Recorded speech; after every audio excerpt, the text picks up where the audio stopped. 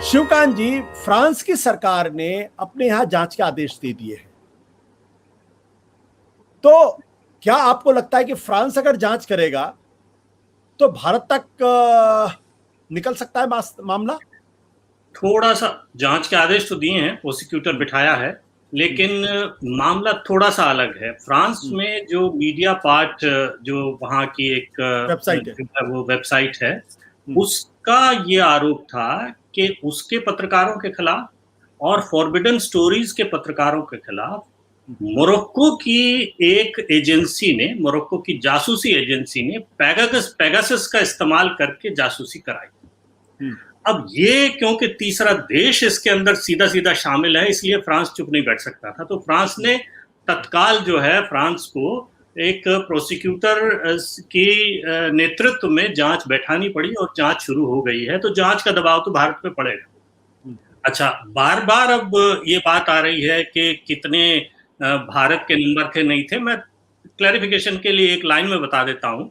1000 नाम भारत के थे, 300 जो टेलीफोन नंबर हैं वो जिन लोगों के थे उनकी शिनाख्त हो पाई है, बाकी जो है टेलीफोन नंबर पुराने हो जाते हैं तो वो नहीं मिले।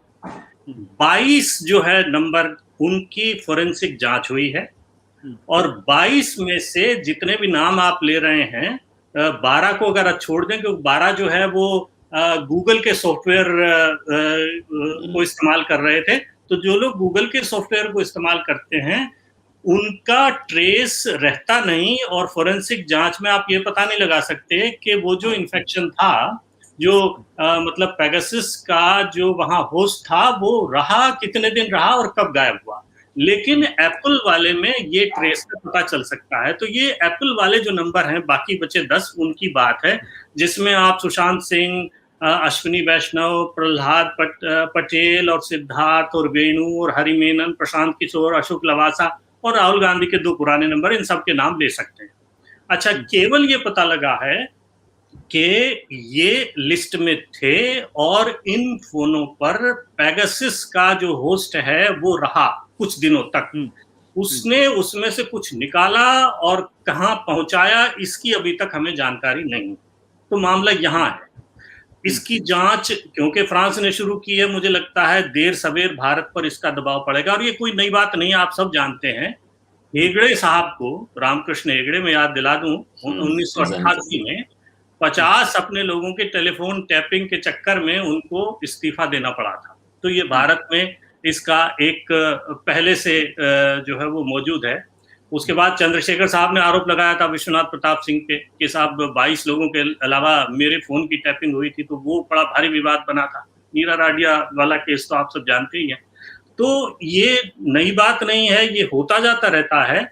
अब देखना ये है कि सरकार ये क्यों नहीं कह पा रही है। अगर हमारी 10 जो एजेंसीज हैं जिनको अधिकार है या जिनको ये कह रखा है कि इस तरह के सॉफ्टवेयर आप ले सकते हैं और उनका क्रिमिनल एक्टिविटीज में या सिंडिकेट्स वगैरह को जांचने में इस्तेमाल कर सकते हैं, तो अगर उनको मिला होगा तो भारत सरकार की मर्जी से मिला होगा, क्योंकि कॉन्ट्रैक्ट तो भारत सरकार ने किया होगा। तो भारत सरकार क्यों नहीं बता रही? दाल में काला ये लग रहा है कि जिस तरह से आपके जो है एक मंत्री गए हैं, उनकी जगह अश्विनी वैष्णव साहब आए हैं, तो कहीं ऐसा तो नहीं है कि ये जो सरकार का फेरबदल भी हुआ है? क्योंकि ये कहानी आज की नहीं है। गार्डियन की, वॉशिंगटन पोस्ट की और इन सब की टीम पिछले 1.5 महीने से इस पे काम कर रही थी।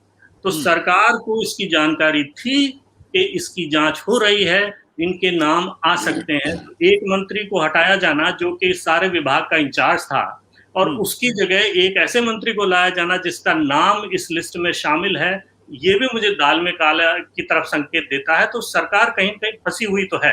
फंसी हुई केवल इस मामले में है कि अगर आपने लिस्ट भी बनाई, अगर आपका इरादा भी था कुछ करने का, तो वो इरादा भी गैर कानूनन है।